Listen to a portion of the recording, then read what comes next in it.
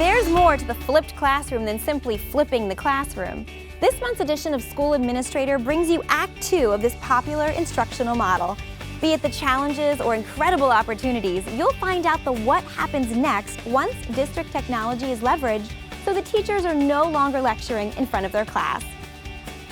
Also this month, advocating for delinquents. Do school administrators belong in court? What proactive steps can savvy superintendents take regarding their annual evaluation? And should schools play an active role in the vaccination debate?